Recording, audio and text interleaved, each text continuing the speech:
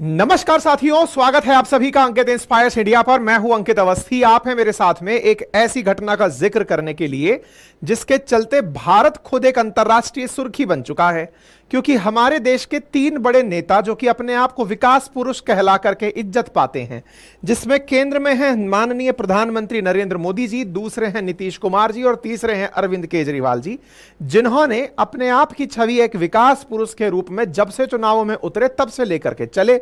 चाहे प्रधानमंत्री नरेंद्र मोदी जी की बात हो, सबका साथ सबका विकास इनका एजेंडा रहा। इन्होंने कहा कि हम हर दिन अब देश की उपलब्धियों को लेकर के सुर्खियों में रहना चाहते हैं। इसी प्रकार से अगर हम बात करें नीतीश कुमार की, तो अब 2010 से कहते आ रहे हैं कि हमारे यहां पर विक्ट्री ऑफ विकास होगा, क्योंकि ये बिहार में लग रहा है आजीवन के लिए मुख्यमंत्री बनकर के अपने पद पर बैठ गए हैं।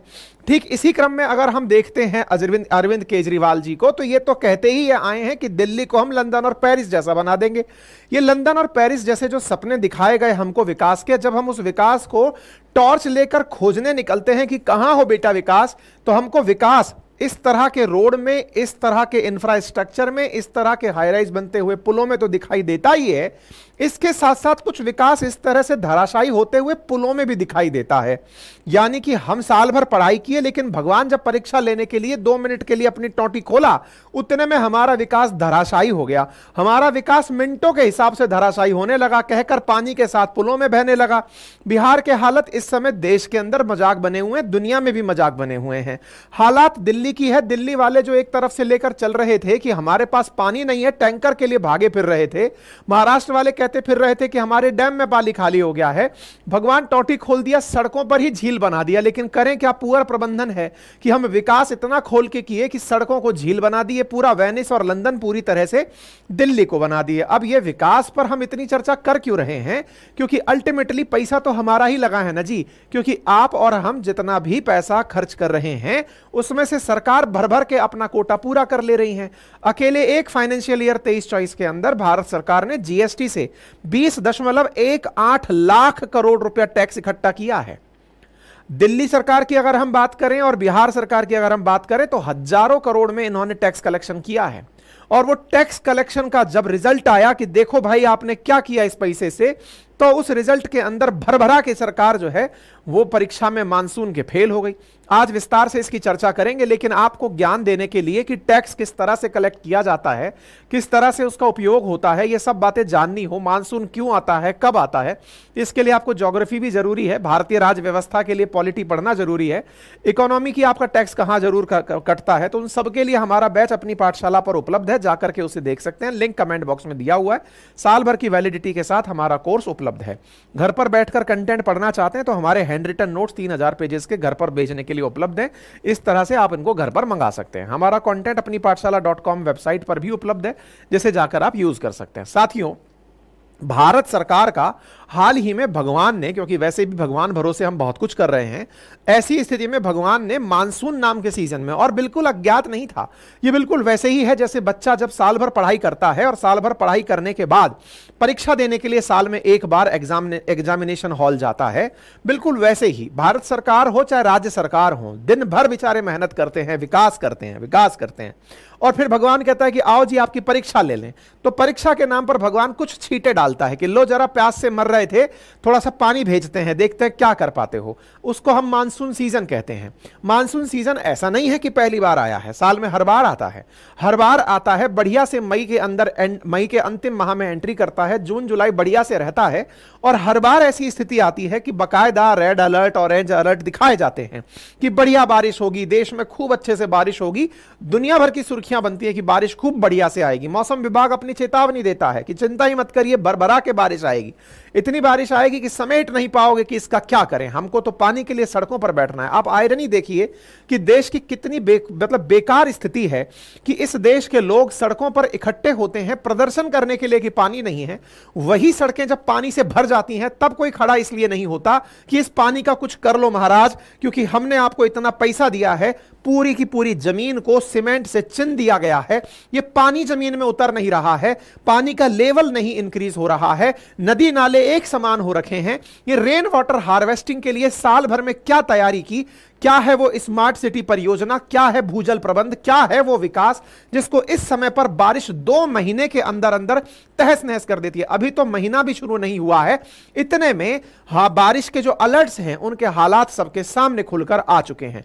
साथियों, इंडियन मेट्रोलॉजिकल डिवीजन आईएमडी के द्वारा रेड अलर्ट कुछ राज्यों में जारी किया गया, कुछ जगह ऑरेंज अलर्ट जारी किया गया कि बहुत तेज बारिश आएगी, और उसका नतीजा दिल्ली ने खुलकर देखा। जो दिल्ली दुनिया भर की सुर्खियों में था कि देश की राजधानी में लोग टैंकर के पीछे भागते दिख रहे हैं, उसने सीवियर हैवी बारिश देखी, और इतनी बारिश देखी कि दिल्ली वालों ने 88 साल का रिकॉर्ड तोड़ दिया।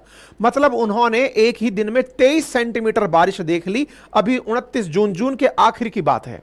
मतलब कहा जाता है कि सामान्यतया जो बारिश होती है उस बारिश की रेंज में कहा जाता है कि हैवी रेनफॉल कहा जाता है अगर आप 7 सेंटीमीटर बारिश देख लें या फिर 11.5 सेंटीमीटर तक बारिश देख लें। 11.5 से 20 के बीच में देखें तो हैवी वाली में काउंट किया जाता है, वेरी हैवी में। दिल्ली वाले 23 सेंटीमीटर बारिश झेल लिए। इतना बारिश का देख लिए कि साहब इनका तो सब कुछ पानी से भर गया। मतलब भगवान ने कहा सरकार नहीं अपन सरकार है, और ऐसी स्थिति में लो दिल्ली वालों पानी का पानी कर देते हैं।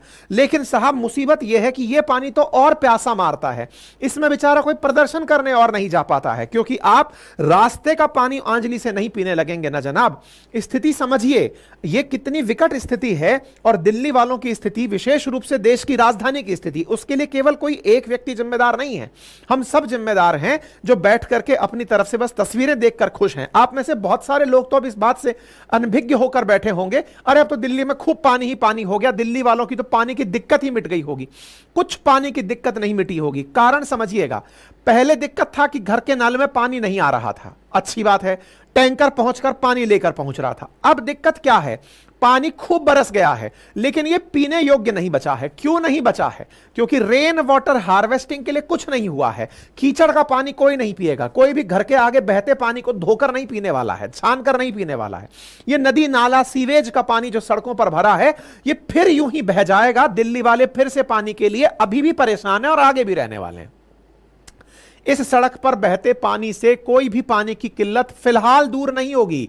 मतलब दिल्ली के जो लोग सड़कों पर प्रोटेस्ट के लिए दिख रहे थे वो बेचारे अब और परेशान हैं कि अगर जनता के रूप में खड़े हो गए बाहर कि हमको पानी नहीं मिल रहा है, रियल में पीने का पानी उन्हें अभी भी नहीं मिल रहा है, उनको पानी की किल्लत अभी भी है। लेकिन मुसीबत यह है कि उस पानी की किल्लत के लिए ये वाला जो पानी बरसा है, इस पानी के बाद वो प्रोटेस्ट के लिए भी खड़े नहीं हो पा रहे हैं। ये पानी जो भरा है, जिसका प्रबंधन किया जा सकता था, जिसे सरकार के द्वारा ऐसे ड्रेन होल खोदे जा सकते थे, रास्ते में से इस पानी का इतना बेहतर प्रबंध किया जा सकता था कि ये जमीन में जा सकता था, इस पानी का उपयोग बहुत अच्छे से किया जा सकता था। लेकिन वो पानी कहीं इस तरह बस को डुबोने में काम आ रहा है, कहीं प्रगति मैदान की प्रगति को डुबोने में काम आ रहा है, कहीं गाड़ियों को नाव बनाकर तैराने में काम आ रहा है, मंत्री जी को गोदी में ले जाने के काम आ रहा है, खुद जल मंत्री के घर को पानी में डुबोने के काम आ रहा है। हालात यह है कि दिल्ली में बारिश से 5 लोगों के मरने की खबर बनती है। यह तो दिल्ली की बात हुई साहब। दिल्ली के इंटरनेशनल एयरपोर्ट की बात सुनिए साहब, जहां भारत सरकार के द्वारा विकास के नए आयाम कसे गए थे, अडानी जी के द्वारा निर्माण किए गए थे। ऐसी स्थिति में पता चलता है कि वहां की रूफ कोलैप्स कर जाती है। हालात ऐसे बदतर होते हैं, हमने ट्विटर पे भी अपनी जानकारी साझा की थी कि साहब वहां के तो ऊपर से गिर करके फॉल सीलिंग के नीचे गिर जा रहा है। इस तरह के हालात हो रहे हैं कि लोग बैठे बैठे मर जा रहे हैं। ना केवल दिल्ली बल्कि इस तरह के हालात गुजरात के अंदर भी, राजकोट में देखने को मिले। वहां पर भी एयरपोर्ट की छत धड़ाम से नीचे आकर के गिर गई। हमारा विकास इतना पैरेलल कैसे है कि 2 बूंद नहीं झेल पा रहा है, सीजन नहीं झेल पा रहा है। दुनिया में क्या अकेली बारिश भारत में आती है क्या? ऐसी स्थिति को क्यों नहीं हैंडल हम कर पा रहे हैं, यह बड़ा सवाल है। विकास के नाम पर हिमाचल में बनी हुई सड़कें जो कि पानी जैसे ही बरसा 1 फीट तक अंदर धस गई, 60 सड़कें बंद करनी पड़ गई। बिहार में तो समझिए पुलों ने अपने आप में रेस कर रखी है कि कौन आज के दिन पहले गिरेगा। लोगों ने अब तो यह न्यूज देखना बंद कर दिया है कि बिहार में कितने पुल गिर गए हैं।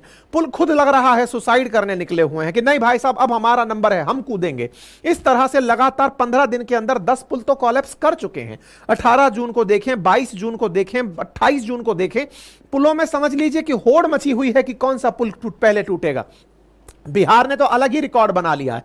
इन तस्वीरों को अगर देखें तो देखकर यह लगता है कि इन पुलों को ऐसी क्या नाराजगी हुई है कि बारिश आते ही कह रहे हैं कि नहीं इस पानी में बह करके हमको मरना है। ऐसे हालात इन पुलों ने यहां पर बना दिए हैं। अगर आप इन तस्वीरों को देखें तो इससे आप अंदाजा लगाएंगे कि बिहार के अंदर कंस्ट्रक्शन के क्या हालात हो रखे हैं। 17 दिनों के अंदर कुल 11 पुल गिर चुके हैं, तारीखें आपके सामने हैं।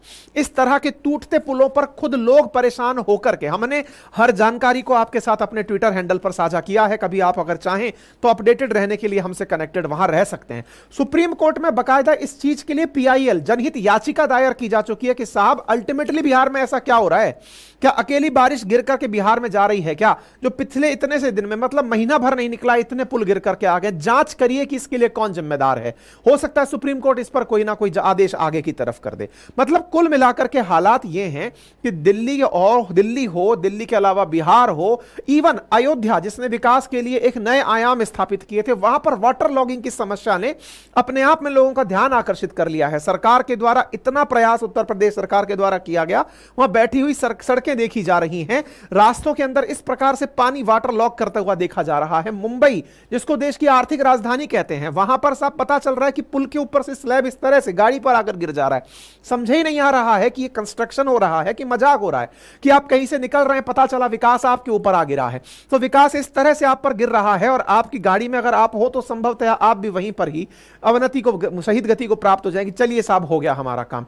तो कुल मिलाकर के ये सारी बातें हम लोग पूछ क्यों रहे हैं भाई? ये विकास के नाम पर जो काम हुए ये सब इस तरह धराशायी हुए, तो हम पूछ क्यों रहे हैं? सर हम इसलिए पूछ रहे हैं क्योंकि हम असल मायने में एक बेस्ट इंफ्रास्ट्रक्चर हमारे देश में चाहते हैं, जो आपने वादा किया था, क्योंकि उसी वादे को ध्यान में रखते हुए देश की जनता ने टैक्स पे किया था। इतना टैक्स पे किया कि आपको आज हमको यह नहीं पता चल रहा है कि हमसे किस किस रूप में टैक्स लिया जा रहा है। आपको अगर लगता है कि मैं तो 2 पैसे भी नहीं कमाता फिर भी मेरे से कोई सरकार कैसे टैक्स ले लेगी, आप जो वस्तु उपभोग कर रहे हैं, चाहे चिप्स का पैकेट खा रहे हैं, चाहे माचिस की तीली जला रहे हैं, चाहे 2 बिस्किट खा रहे हैं, उन सब के लिए टैक्स पहले से ही लिया जा चुका है। आप डायरेक्ट नहीं तो इनडायरेक्ट टैक्स के ऑलरेडी भागीदार हैं। सरकार आपसे किसी ना किसी रूप में टैक्स कलेक्ट कर ले रही है। आप सोचिए, केवल अगर हम टैक्स कलेक्शन के टारगेट्स की बात करें तो सरकार ने अपने आंकड़े रिवाइज किए। केवल GST goods and service tax में इस बार तो भारत ने रिकॉर्ड आयाम स्थापित किया है। 20.18 लाख करोड़ रुपया अपन से टैक्स वसूला जा चुका है। इतना टैक्स वसूला जा चुका है हमसे सुविधाओं के नाम पर, वस्तुओं और सेवाओं में से, कि उस टैक्स ने अपने रिकॉर्ड स्थापित कर दिए हैं। और उन रिकॉर्ड में केवल भारत सरकार ही नहीं, राज्य सरकारें भी पीछे नहीं है। दिल्ली राज्य की अगर हम बात करें तो पर्टिकुलर यहां पर 23-24 के अंदर 54,704 करोड़ रुपए टैक्स कलेक्शन हुआ है, जिसको कहा जाता है कि आपका इस पैसे का उपयोग आपके विकास के लिए किया जाएगा। यह हर साल अगर कॉमन स्ट्रक्चर दिखाई दे रही है तो यह विकास का चुनावों में ही चर्चा का विषय बनता है क्या? जब आवश्यकता पड़ती है तब इस विकास पर चर्चा क्यों नहीं होती है? अगर हम बिहार की बात करें तो बिहार ने भी 23-24 में 18% टैक्स कलेक्शन इंक्रीज किया है। आप देखिएगा कि टोटल रेवेन्यू 38,161 करोड़ रुपए टैक्स का इस साल के लिए कलेक्शन हुआ है, जो कि पिछली साल से ज्यादा है। बिहार ने भी टैक्स कलेक्शन बढ़ाया है। उत्तर प्रदेश के अंदर भी टैक्स कलेक्शन इस समय इंक्रीज हुआ है। उसके बावजूद भी इतने हालात खराब हो रहे हैं क्योंकि अल्टीमेटली हमारे इस टैक्स को सरकार के द्वारा सड़क परिवहन, राजमार्ग मंत्रालय, रेल मंत्रालय, शहरी विकास मंत्रालय, इन सबको दिया जाता है। यानी कि सरकार जो हमसे पैसा टैक्स में वसूल करती है उनको फिर आगे चल करके ब्याज अदायगी में, केंद्रीय योजनाओं में, केंद्रीय प्रायोजित संभावनाओं में, इन सब में खर्च किया जाता है। उस खर्च को सही से क्यों नहीं किया जा रहा है? बड़ा सवाल ये अपने आप में बन रहा है, क्योंकि सरकार का कहना है कि हम विकास को बढ़ावा देने के लिए अनुसंधान और नवाचार को स्थान दे रहे हैं। सरकार कहती है कि विकास और रोजगार सृजन के लिए हम पूंजीगत व्यय का प्रतिशत बढ़ा दिए हैं। तो यह प्रतिशत हमें दिख क्यों नहीं रहा है? ऐसी स्थिति क्यों बन रही है? जनता जब लोकतंत्र में होती है तो जनता के द्वारा जनता के लिए शासन होता है। तो यह जनता का बेसिक सवाल है कि हमसे जब इतना टैक्स वसूला गया तो हमें इतना पुअर काम करके क्यों दिया गया? जब आप किसी होटल में खाना खाने जाते हैं, होटल में पैसे पे करते हैं और अगर वो खाना खराब दे देता है तो आप होटल वाले से पूछते हैं कि भाई साहब ये हमारे खाने के साथ क्या कर दिया आपने। अगर कोई वस्तु खरीदने जाते हैं तो आप पूछते हैं। एग्जैक्टली आप भारत सरकार को सुविधाओं के लिए, राज्य सरकारों को सुविधाओं के लिए, अपने अपने राज्य सरकारों को सुविधाओं के लिए टैक्स पे करते हैं कि ये हमारी कमाई का ये अंश है, इसका उपयोग करिए, देश का विकास करिए। अब इस विकास को हमें टॉर्च से खोजना पड़ रहा है कि हम घर से बाहर निकल रहे हैं तो पानी का रास्ता अवरुद्ध हो रखा है, पीने का पानी नहीं आ रहा है, जब तब लाइट चली जा रही है, लाइट के लिए कोई कनेक्शन की व्यवस्था नहीं है, बारिश आ रही है तो इस जल के प्रबंधन के लिए कोई कार्य नहीं हुआ है, पहले बारिश के प्रबंधन के नाम पर हमसे पैसा लिया जा रहा है, फिर जब सूखा पड़ेगा तो सूखे के प्रबंधन के लिए हमसे पैसा लिया जाएगा। कुल मिलाकर के हम पर हमारे टैक्स का जो सदुपयोग है वो अल्टीमेटली कब किया जाएगा, ये एक जिम्मेदार नागरिक होने के नाते आपकी और हमारी महती भूमिका बनती है। हम अगर किसी जगह से 2 पैसे की चीज खरीदते हैं तो उस पर अकाउंटेबिलिटी तय करते हैं, लेकिन जब हम लोग इतना ज्यादा टैक्स पे करते हैं तो सरकारों से सवाल कब करेंगे कि कहां है विकास, जो हमको दिखाया गया था वो कहां है? क्या इसका प्रबंधन बहुत मुश्किल है? क्या आपसे जो टैक्स कलेक्ट किया गया, आप सोचकर देखिए कि बैक टू बैक गर्मी के बाद मानसून चला आता है, गर्मी के बाद मानसून और सर्दी, इन तीनों में दिल्ली मजाक बनती है। गर्मी आती है तो गर्मी के अंदर दिल्ली मजाक बनती है कि पीने का पानी नहीं है, बारिश आती है तो मजाक बनती है कि ये जो पानी है इसको इकट्ठा कहां करें समझ नहीं आ रहा है, सर्दी आती है तो दिक्कत ये होती है कि इतना पॉल्यूशन हो गया है कि इसको क्या करें। तो क्या देश की राजधानी रहने लायक नहीं बची है क्या? और देश की राजधानी क्या केवल और केवल दिल्ली विधानसभा के द्वारा ही रन होती है क्या? क्या केंद्र जिस प्रकार से उसे संपूर्ण राज्य का दर्जा नहीं देता है तो क्या केंद्र का उस पर कोई जिम्मेदारी नहीं बनती है क्या कि देश की राजधानी के नाम पर दुनिया में भारत की इमेज क्या जाएगी? क्या इस विषय में कोई नहीं सोचेगा क्या? क्योंकि हमारे देश के साथ हमारी देश की राजधानी, अगर कहते हैं कि अगर आप घर में घुस रहे हैं तो कहते हैं कि घर का जो आयता है वो बता देता है कि आपके अंदर क्या होगा। अगर कोई हमारे देश में आ रहा है, दिल्ली के हालात ऐसे देखेगा तो क्या देश की इमेज दुनिया में लेकर जाएगा? एक तरफ हम कहते हैं कि दुनिया में भारत बहुत तेजी से आगे बढ़ रहा है, अगर कोई भारत देखने चला आए, गर्मी में देखने आए तो सड़क पर लोग प्रोटेस्ट करते दिख जाएंगे, सर्दी में आए तो सांस लेने के लिए सामने वाले को सांस नहीं मिले, और बारिश में आए तो चलने के लिए सड़क ना मिले, तो ऐसा विकास किस काम का है? ऐसे विकास के लिए आंसरेबल होना चाहिए सरकारों को, और जनता को अवेयर होना चाहिए कि वो प्रतिक्रिया सीजन वाइज ना दे। वो सरकार के साथ इस बात की अकाउंटेबिलिटी तय करे कि बारिश आने वाली है, उससे पहले आपकी क्या योजना है।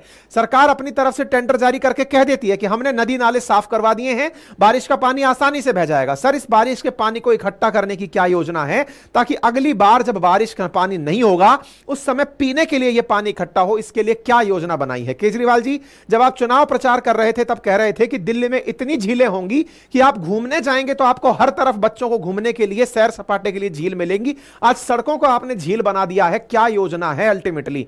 इसके लिए तो केंद्र सरकार जिम्मेदार नहीं हो सकती। और केंद्र सरकार से सवाल है कि एक तरफ आप कहते हैं कि दिल्ली को हम पूर्ण राज्य नहीं दे सकते, तो साहब आप भी अपनी एक्सपर्टाइज दीजिए ना राज्य सरकार को, कहिए ना कि इसका यूज इस तरह से करिए ताकि आने वाले समय में देश माहौल, देश किसी के सामने मजाक बनकर ना रह जाए।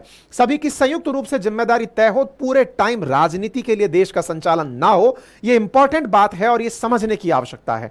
केंद्र सरकार के द्वारा जितने भी टेंडर्स इस समय सब जगह पर दिए जा रहे हैं, उनकी इफेक्टिव मॉनिटरिंग कैसे की जाए, जो टैक्स लिया गया है उस टैक्स का कैसे सही सदुपयोग हुआ है, इसकी जांच करने के लिए कोई पर्टिकुलर पैनल गठित हो। विकास के लिए जो कह दिया गया कि इतने पुल बनाए जाएंगे, ये तो ठीक है, लेकिन ये पुल अच्छी क्वालिटी के होंगे, इसकी ऑडिटिंग की जांच सबके सामने हो, इसकी प्रॉपर ऑडिट रिपोर्ट को सबके सामने रखा जाए, क्योंकि अल्टीमेटली हमारा पैसा है। हालांकि सरकार ने अभी हाल ही में आनन फानन में कहा है कि हमने स्मार्ट सिटी प्रोजेक्ट को 1 साल के लिए और बढ़ा दिया है ताकि स्मार्ट सिटी और अच्छे से बनेंगी, पानी की समस्या को दूर कर दिया जाएगा। इसी प्रकार से स्मार्ट सिटी के लिए फंड को इंक्रीज करने की बात कर, मतलब फंड को आगे और दिया जाएगा। बिहार सरकार कह रही है कि जो पुल गिरे हैं उसके जिम्मेदारों पर जांच बिठा दी गई। जनता को आप कह करके कि हमने जिम्मेदारों को सजा दे दी है, वो तो कुछ मोहरे हैं जो कि शहीद हो जाएंगे, क्या है। लेकिन असल में जो दिक्कत है वो नीतिगत दिक्कत है, उसका जब तक सॉल्यूशन नहीं निकाला जाएगा देश के साथ ऐसे ही एक मजाक बनकर रहता रहेगा। अयोध्या राम मंदिर के केस में भी 6 ऑफिसर्स को सस्पेंड कर दिया गया है। आवश्यकता इस बात की है कि जब यह काम हो रहा था तब मॉनिटरिंग करने वालों को कौन जिम्मेदार ठहराएगा? हमेशा प्यादों को शहीद कर दिया जा रहा है, जो जिम्मेदार हैं उनको कब जिम्मेदारी दी जाएगी? ये स्थितियां कब तक भारत के अंदर मजाक बनकर रहेंगी? आवश्यकता है कि सरकार को, पॉलिटिशियंस को अकाउंटेबल होना पड़ेगा, या योजना बनाते समय उनकी जवाबदेही तय होनी पड़ेगी, स्ट्रिक्ट इंप्लीमेंटेशन ऑफ रूल्स करने पड़ेंगे, प्रॉपर तरीके से ट्रेनिंग देनी पड़ेगी। और कुल मिलाकर यह पॉलिसी मेकर्स की जिम्मेदारी है कि अगर वो जनता का पैसा ले रहे हैं तो उस जनता के पैसे का सदुपयोग सुनिश्चित करें। और यह आपकी और हमारी जिम्मेदारी भी है कि जब हमारा टैक्स जब पे किया जाता है तो वो टैक्स सही तरीके से उपयोग में आ रहा है या नहीं, ये केवल मीम मटेरियल ना हो कि इस जगह पुल गिर गया, इस जगह पानी भर गया, इस जगह ये हो गया, इस सरकार ने ऐसा किया, इस सरकार ने ऐसा किया, बीजेपी ने ऐसा किया, कांग्रेस ने ऐसा किया, इस कांग्रेस सरकार ने ऐसा किया। अल्टीमेटली आवश्यकता हो कि जब भी आप किसी नीतिगत मुद्दे पर बहस करें तो डेवलपमेंट अपने आप में एक बड़ा मुद्दा बने। बाकी आप इस विषय पर क्या सोचते हैं, अपनी राय कमेंट बॉक्स में जरूर रखें। चैनल पर नए हैं तो चैनल सब्सक्राइब कर लें, और निवेदन यही रहेगा कि अगर ऑलरेडी चैनल सब्सक्राइब किया हुआ है तो वीडियो को लाइक जरूर कर दें, ताकि वो बहुत सारे लोगों तक, कल जो हमने जियो के ऊपर वीडियो डाला था वो कुछ ही समय में बहुत सारे लोगों तक पहुंच गया, क्योंकि उसे लगभग 1 लाख लोगों के द्वारा लाइक किया गया था। लाइक करने से वो बहुत सारे लोगों तक पहुंचता है, इसलिए गुजारिश रहेगी कि अगर संभव हो तो वीडियो को आप लाइक कर दें और अधिकतम लोगों तक पहुंचाना सुनिश्चित करें। बाकी अधिक जानकारी के लिए आप हमारी वेबसाइट अपनी पाठशाला.com पर विजिट कर सकते हैं। हमारे कंटेंट्स में जीए फाउंडेशन का जो बैच है उसे आप एक्सेस कर सकते हैं हमारे एप्लीकेशन पर, जो कि मात्र आपके सामने 1 साल की वैलिडिटी के लिए बहुत ही नॉमिनल कीमत पर उपलब्ध है। धन्यवाद।